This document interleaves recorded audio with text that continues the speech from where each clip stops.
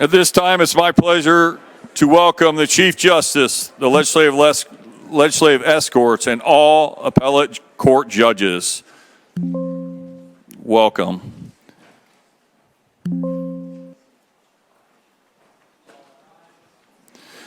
Joining the Chief Justice today, she is being escorted by Senator Eric Cook, Senator Dan Durlick, Senator Lakeisha Jackson, Senator Mark Spencer, Representative Wendy McNamara, Representative Chris Jeter, Representative Victoria Garcia Wilburn, Representative Robin Shackelford. The Chief Justice is joined by Supreme Court colleagues, Justices Christopher Goff, Derek Molter, and Court of Appeals judges, Chief Justice Robert Altice, Mark Bailey, Melissa May, Nancy Vadic, Paul Mathias, Cale Bradford, Elaine Brown, Elizabeth Tavitas, Leanna Weissman, Peter Foley, Dana Kenworthy, Paul Felix, Mary DeBoer, Stephen Scheel, and Tax Court Judge Justin McAdam.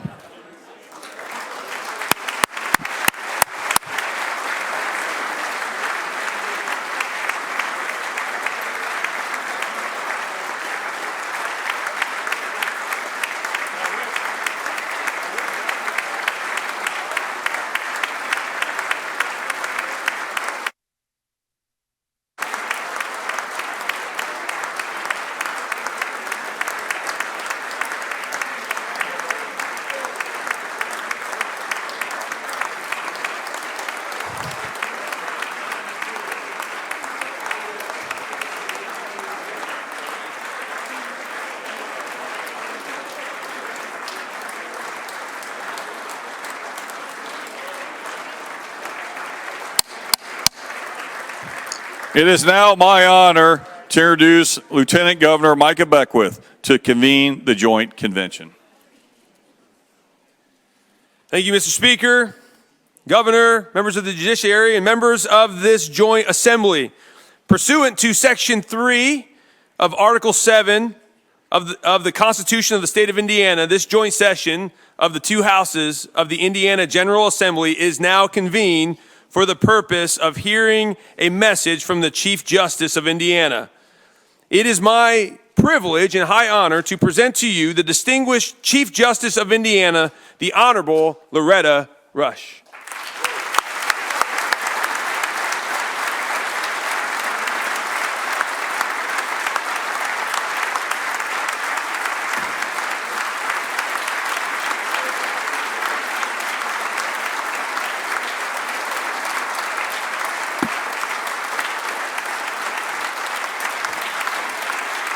Thank you.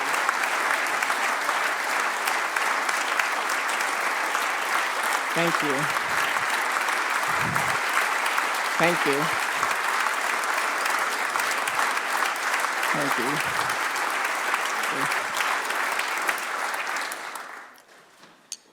Thank you. Governor Braun, Lieutenant Governor Beckwith, members of the General Assembly, Chief Judge Altice, colleagues, and fellow Hoosiers. Welcome to the State of the Judiciary. I'm honored to be here with you all today, fulfilling my constitutional responsibility to report to you on the condition of Indiana's courts. And I am proud to say your Hoosier courts remain sound, steady, and strong.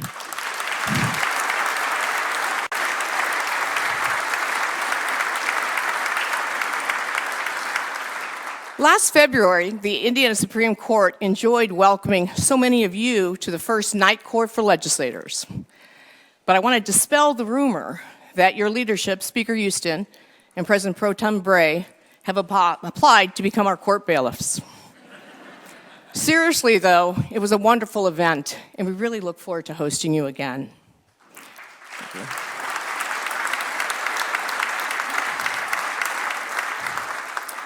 As Senator Buck told me on Organization Day, words matter. And during that oral argument, you saw firsthand the precision with which we consider your words.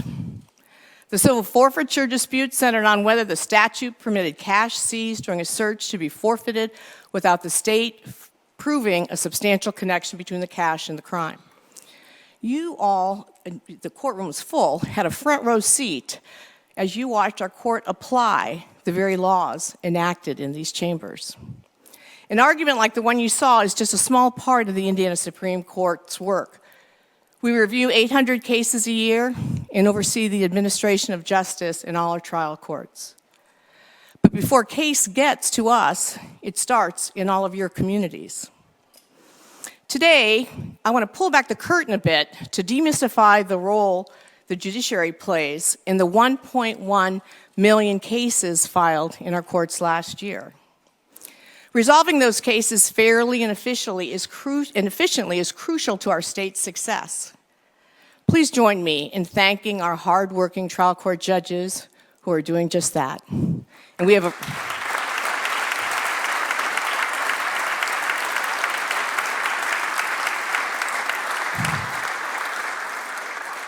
And I see you all. We have a record number of you today. I have some even out in the hallway, so thank you all for coming. This often surprises people, but 98% of the cases in our country are filed in state courts. In fact, more cases were filed in Indiana's trial courts last year than in all federal courts in the country combined. Our judges hear cases touching on every aspect of Hoosier life, from felonies to foreclosures, evictions to expungements, and delinquencies to divorces. But our work isn't done in isolation. It's done in partnership with you, our legislative colleagues, executive branch, legal professionals, and all the people we serve. While we're active in our shared mission to promote justice, safety, and stability to all Hoosiers, we are steadfastly anchored within our constitutional authority.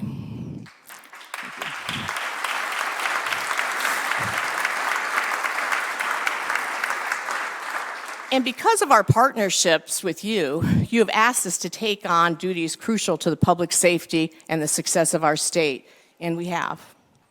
To mention just a few of those duties, overseeing probation, establishing problem-solving courts, working with the VA, developing a protective order registry, building case management systems for the public defenders and administrative law judges, leading both the Youth Justice Oversight Committee and the Justice Reinvestment Advisory Council, establishing CASA, preventing a veteran from easily getting to meth makers, and setting child support. We're busy.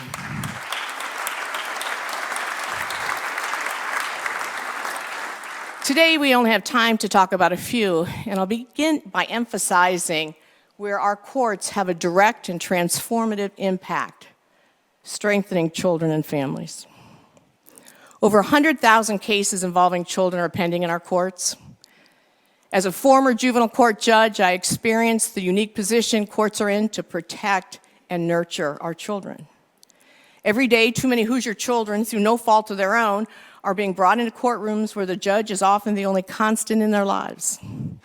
Caseworkers, service providers, and even living situations may change, but the judge remains steady. I invite all of you to come see the photographs I still proudly display of the children who pass through my courtroom. I have them in my chambers right next door. They're reminders of our duty to protect and support the most vulnerable among us and the crucial role we all play in shaping their future.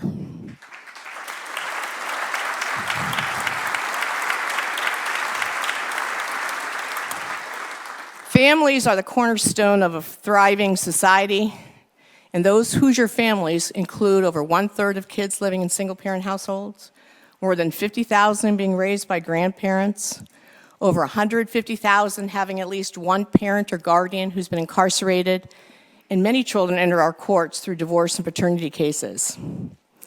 Hoosier families depend on us to set fair and workable child support guidelines. You tasked us with creating, updating, and enforcing them, and we have.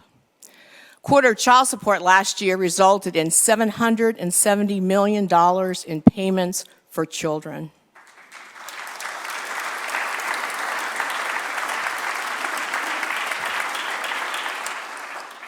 We updated the support guidelines last year, marking the most significant changes since they were established in 1987. The revisions reflect a modern understanding of the economic realities families face and they were the result of an exhaustive review process that included numerous meetings, public comments, intensive research, case evaluations, and economic analysis. I'd like to thank Lake County Judge Tom Hallett. Tom, are you here? Thank you and your Domestic Relations Committee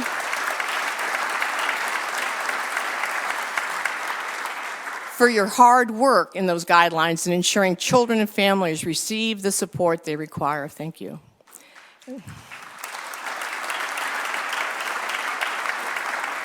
As another layer of protection for Hoosier children, you asked us to develop, train up, and implement a program to give a voice to abused and neglected children coming to court, and we did. Our court-appointed special advocate, or CASA program, is one of the best in the nation. Just last year, 3,000 volunteers devoted 300,000 hours to nearly 20,000 children. I would like to express my deep gratitude to our CASA volunteers and to all of you for supporting this essential child safety program. Thank you.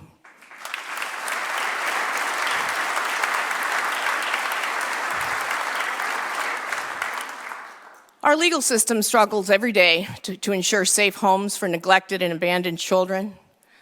But I am proud to say and brag that Indiana shines as an adoption-friendly state with 4,600 adoptions filed last year.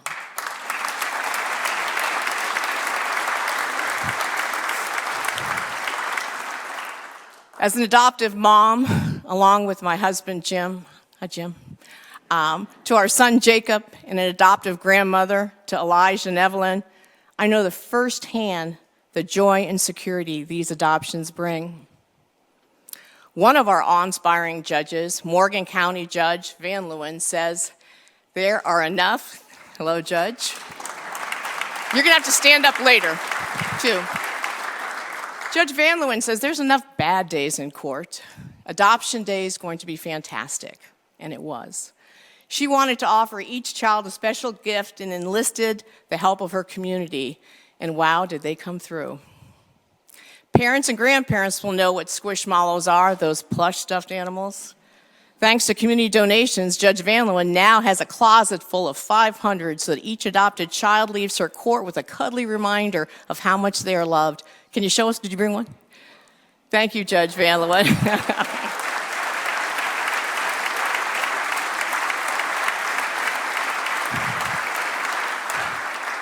Judge Van Leeuwen's previous career before she was a trial court judge was she was an undercover drug police officer in Roanoke County, so we love having you with us. In addition to safeguarding children, courts have a duty to protect endangered adults. Beyond liberty and justice for all, one of society's most sacred tenets is to honor thy father and mother. Yet many elders suffer from abuse, neglect, isolation, and some have just no one in their corner. Last year, Adult Protective Services received over 21,000 reports of elder abuse, and our courts receive about 7,000 new guardianship cases each year. Your laws require accountability from those who serve as guardians to endangered adults. Like you, we are committed to safeguarding these precious fellow Hoosiers.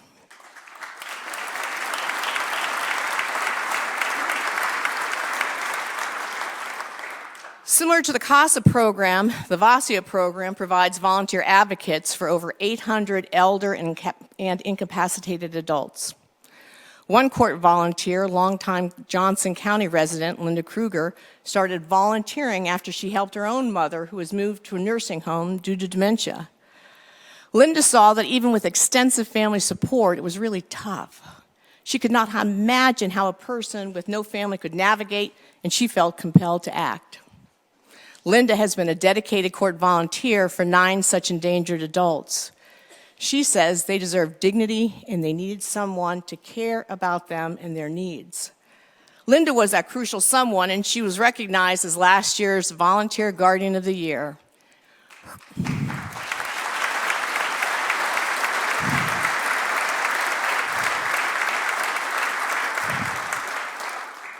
Her work and that of more than 260 other court volunteers embodies the highest ideals of compassion and justice. Please join me in thanking all our VASA volunteers and we need to grow the program even more. Thanks again, Linda.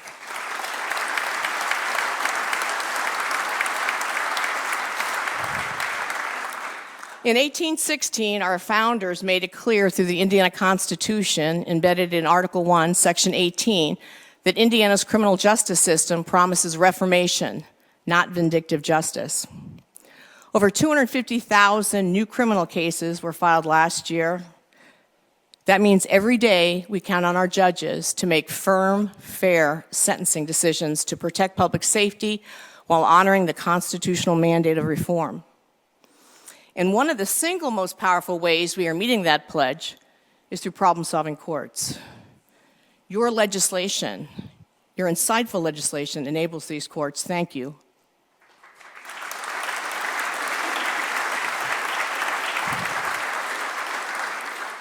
Our nationally recognized problem-solving courts often offer a proven path to rehabilitation. They address what are often the root causes of criminal behavior, substance abuse, mental health, and family challenges. Through a comprehensive, evidence-based approach, our judges' work is informed by a team of community justice partners, including prosecutors, attorneys, case managers, and service providers. Nationally, the truth of the matter is the criminal justice system has become a primary referral source to get somebody to treatment. And when you asked us if we would allocate more resources to build up these powerful courts, we said yes. In the past decade, we've almost tripled the number of problem-solving courts, including drug courts, veteran courts, and family recovery courts, which will include the new Safe Baby Courts or legislation created last year. As part of family recovery courts, we are seeing more and more babies born drug-free as their mothers complete the program with success. This has immeasurable long-term value to our communities, those drug-free babies.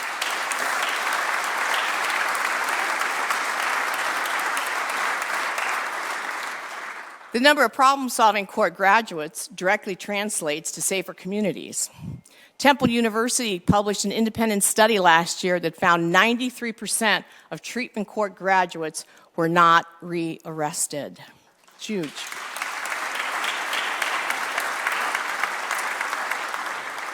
So I thank all of you for the legislation for these courts, but also so many of you take your time to attend these life-affirming treatment court graduations. Thank you for doing that. And if you're looking to attend one, find me.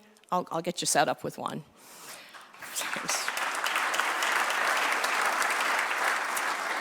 I want to share one more example of why this works from a graduation I recently attended, this one from a veterans court in my home county, Tippecanoe, under the leadership of Judges Sean Pearson and Dan Moore. Graduating from this court is not easy. It takes 1 to 3 years, and success is not guaranteed. But veterans who are ready for a change enter a tough program wrapped in services. These high-risk, high-needs veterans respond to the rigors of a rule-intensive program. Since 2018, 80% have graduated, and their community embraces them because they are thriving, working, paying taxes, and reconnecting with family. At graduation, they are physically wrapped in a quilt of valor, handmade by community members to symbolically show their restored honor. Joining Judges Pearson and Moore today is recent graduate Mark. I remember you, Mark.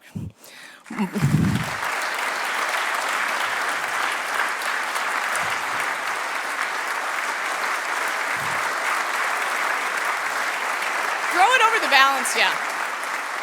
I don't know if you can all see it.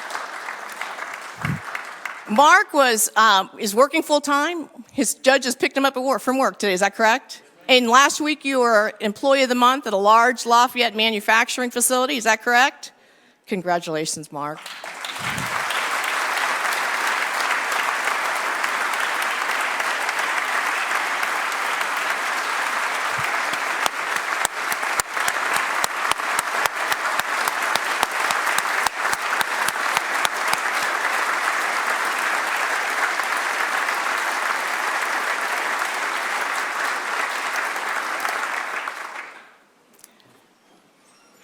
Mark, I enjoyed being at your graduation. I'm so proud to have you join us here today. I mean, you're reconnected with your family, you've been committed to your sobriety for 3 years, and I know you treasured that quilt of valor. And I so appreciate the fact that community members give you each one of those quilts at graduation. So thank you. We all know lower recidivism rates increase community safety and reduce taxpayer costs. The same is true when our courts order community-based sentences for low-risk offenders. Our state should be proud of our 1,500 trained and certified probation officers who supervise over 100,000 adults and children. One of those officers is Lake County's Kevin Elkins, who was recently named Probation Officer of the Year.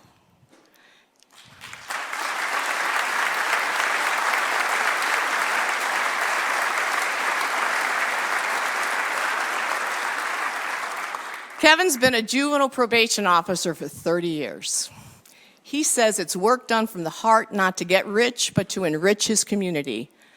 Kevin believes we are doing a better job today than ever by using evidence-based practices and robust data to guide decisions as to who needs to be detained and who can be safely remained in their community with proper supervision.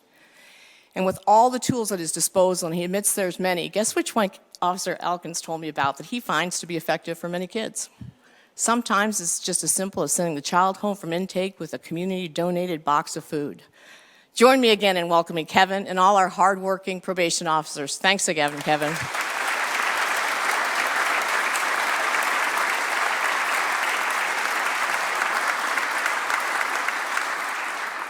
Part of enhancing public safety includes embracing technology. We have 30 data sharing applications. Last year, you asked us to create an application to allow law enforcement to search multiple state databases so they could quickly determine whether a person was legally permitted to have a firearm. We did. And today, 23,000 officers have access to our safety application. We are and will continue to be proud to help protect our Hoosier law enforcement officers.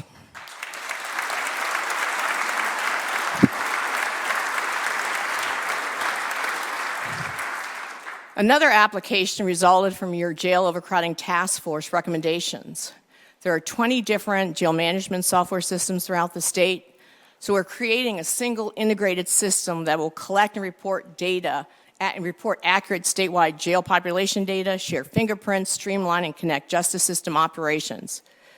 We remain committed to working with you all to improve public safety throughout the state. Please join me in thanking our hardworking sheriffs, represented by the president of the Indiana Sheriff's Association, Steve Luce, for their leadership in these important public safety endeavors. Good to see you, Steve.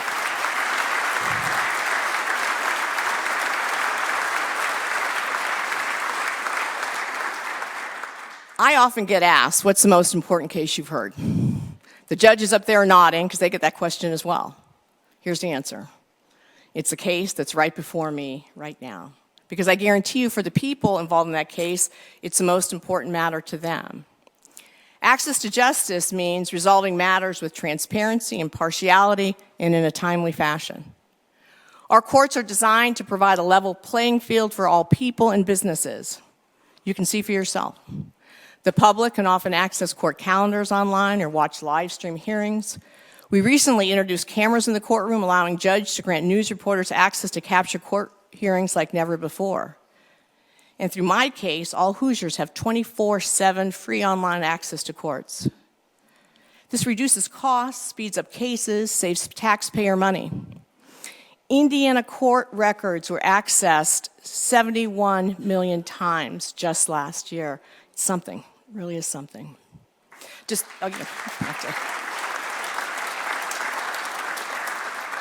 Disputes in our courtroom are resolved based on the law, not on influence.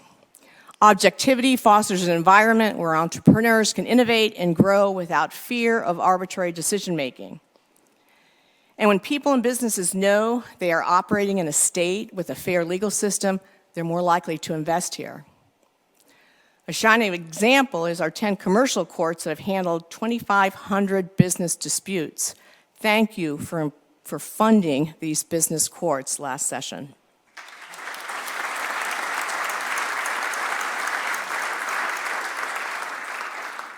Efficiency is crucial in the judiciary. Everyone's on a timeline, looking to meet a deadline, or working in a fast-paced environment.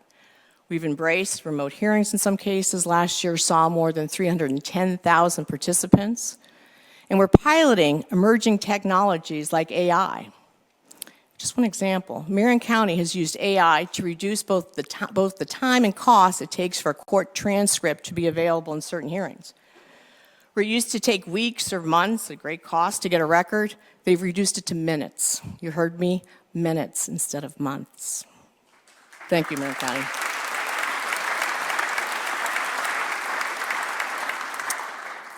But not everything can get done by a bot. We are committed to staying connected to our communities. Our judges consistently take part in Constitution Day events, mock trials, Statehood Day celebrations, and other civic activities. The 15 judges on our Court of Appeals are everywhere with their Appeals on Wheels program. They've had 700 oral arguments across all 92 counties, and they've made civic engagement a cornerstone of their outreach like no other court in the country. I'd like them all to stand and accept our gratitude.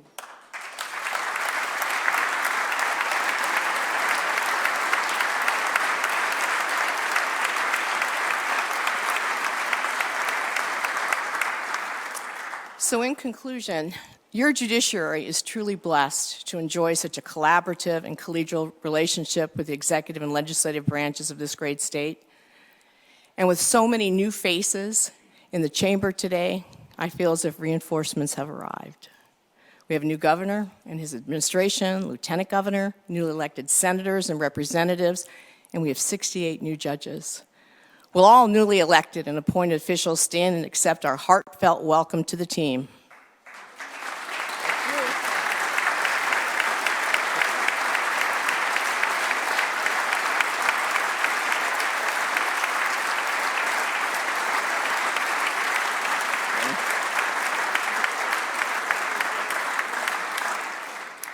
Though we are separate branches with separate responsibilities, we are a team, because we've all been called to public service to build a stronger state for all Hoosiers. Our work can be difficult, and yes, it has challenges and even setbacks. But we draw sustenance from that divine spark in each of us to serve as instruments of protecting children and families, enhancing economic stability, strengthening public safety, and promoting access to justice. Thank you, and may God richly bless this state we all love. Thank you. Thank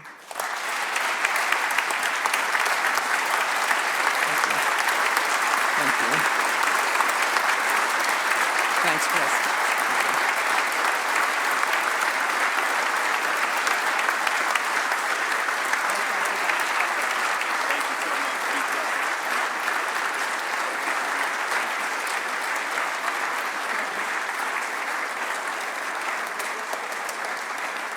Thank you. Thank you, Chief Justice. Thank you, members of the Joint Assembly. This joint session is now adjourned.